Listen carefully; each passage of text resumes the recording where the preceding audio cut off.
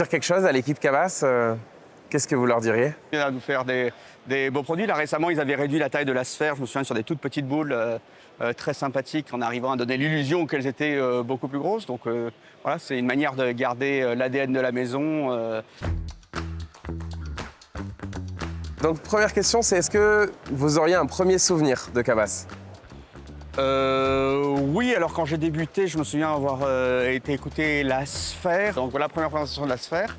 Et puis, pour moi aussi, Cabas, ça évoque la géode, les fameux sous-bouffeurs, en nid d'abeilles, parce que j'habite à côté de la géode, donc voilà. D'accord.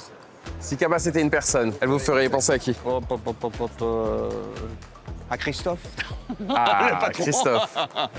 Oui. Qui incarnait effectivement la maison Cabas et que j'ai eu grand plaisir à côtoyer au début de ma carrière. Donc voilà. Et s'il y a quelque chose que Cabas ne devrait jamais changer, pour vous, qu'est-ce que ce serait?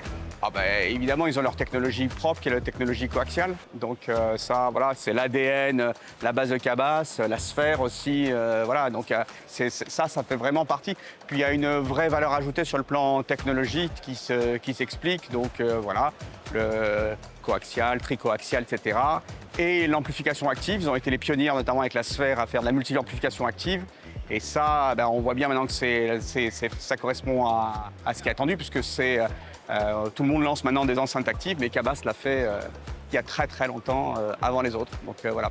Et pour le futur, si vous deviez dire quelque chose à l'équipe Cabas, qu'est-ce que vous leur diriez?